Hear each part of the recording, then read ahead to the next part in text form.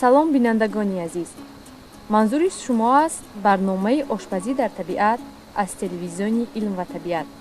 дар барномаи мо ҳузур доранд Суҳроб Қурбонзода, ки мехоҳанд як нав пухтани сихкабобро манзури шумо гардонанд. мегуфтед барои омода кардани сихкабоб ба мо пеш аз ҳама чӣ лозим меояд? Кадом маҳсулотҳо? ташаккури зиёд. Салом ба ҳама бинандаи телевизиони илм ва табиат. бисёр ҳам сипоси зиёд ки шумо имрӯз маро ба барномаи худ даъват намудед ва ман мехоҳам ки тарзи дуруст тайёр кардани ин сихкабобро ба ҳама бинандаи шумо пешкаш намоям. дар ин сихкабоби мо гӯшти мурғ, намак, зира, гиёҳҳои хушбӯйкунанда, пиёз, лимон инҳо зарур меоянд. аз чӣ шурӯъ мекунем? мо сараввал гӯштро бояд майда кунем. барои омода кардани сихкабоб ба мо чӣ қадар вақт лозим меояд? на кам аз 1 соатро дар бар мегирад. мо метавонем ғайр аз гӯшти мурғ боз аз дигар гӯштҳои дигар истифода барем? албатта, чаро не. мо метавонем аз гӯшти гов ё ин ки аз гӯшти гӯсфанд, аз ин гӯштҳо метавонем истифода барем.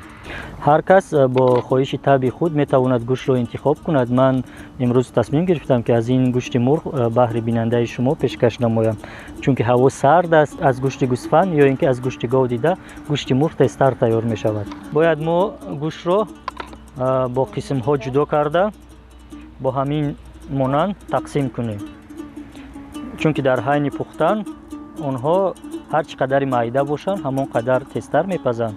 баъдан мо дар болои гӯшт пиёзро майда карда.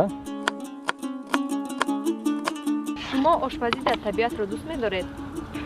албатта, ин аз падарамон мерос мондааст. падари ман худ ошпаз буд, дар табиат бисёртар сайру гашт мекард. шояд аз ин сабаб бошад ки ман ҳам мисли падарам ошпазиро дар ҳамаи ҷо нағз мебинам. каме бошад мо баъд аз пиёз намак мепошем, баъд аз ин зира,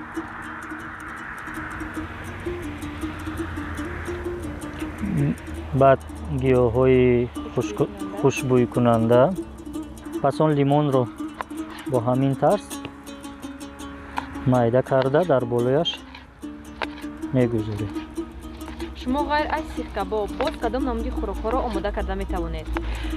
ман ғайр аз сихкабоб тамоми хӯрокҳои масалан миллии худамонро омода карда метавонам. вақте ки мо ҳама маҳсулотҳоро реза кардем, баъдан мо аз сирко истифода мебарем. то он даме ки ин тайёр шавад, мо метавонем ба дигар корҳо масалан сар кунем. яъне оташро метавонем даргиронем.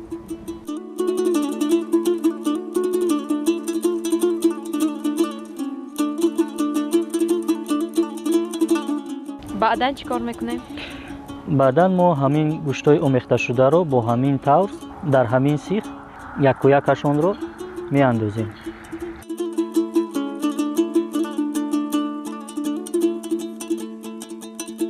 аз афташ маълум ки сихкабобҳо хеле болаззат тайёр мешаванд. ман худро таъриф намекунам. албатта, барои табиати худамон чӣ гуфтаниҳо доред? гуфтаниҳо хелоҳанд зиёданд. ҳарчанд барои табиати тоҷикистони азиз суханҳо бигӯем кам аст, чунки табиате ки мо дорем, ман фикр мекунам ки мо дар беҳишти рӯи дунё зиндагӣ мекунем.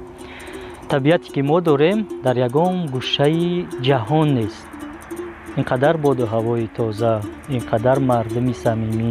ҳарчанд замистон аст, кӯҳҳо пури барф аст, аммо ба осмон нигоҳ мекунем, чӣ хел ҳавои тоза аст. ва моро дучанд илҳомамон зиёд мешавад ки дар чунин табиат, дар чунин манзараҳои зебо боз ба ошпазӣ бароем, боз ба мардум як чизи нав биомӯзем, ё ин ки баҳри бинандаи шумо, ё ин ки баҳри оилаи худ дар ҷамъона сар як дастурхон нишаста суҳбати гарм намоем. барои боз ҳам болаззат шудани сихкабоб мо аз кабудиҳо истифода мебарем.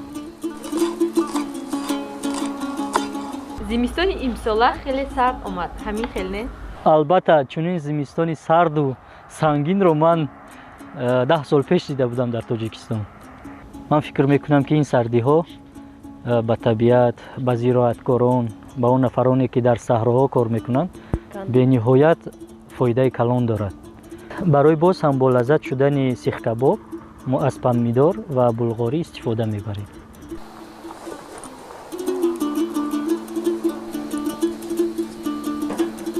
سیخ کباب ما پورا آماده شد. اکنون ما با پختن آغاز می نماییم.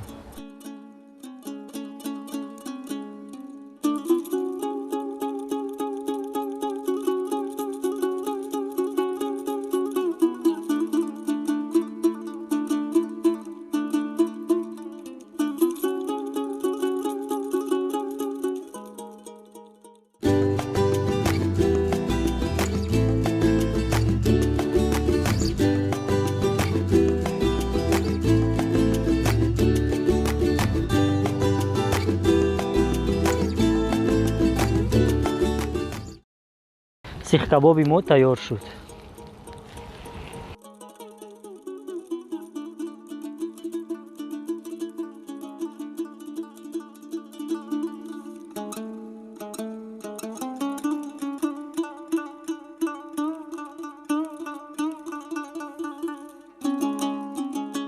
تشکر زیاد که به برنامه ما تشریف آوردید و بینندگان عزیز شما نیز می توانید که در چنین طبیعت زیبای تاجیکستان چنین نوع سیخ کباب ها را آماده نمایید. اینجا رسیدیم به انجام برنامه. تنسیت و خانه آباد باشید.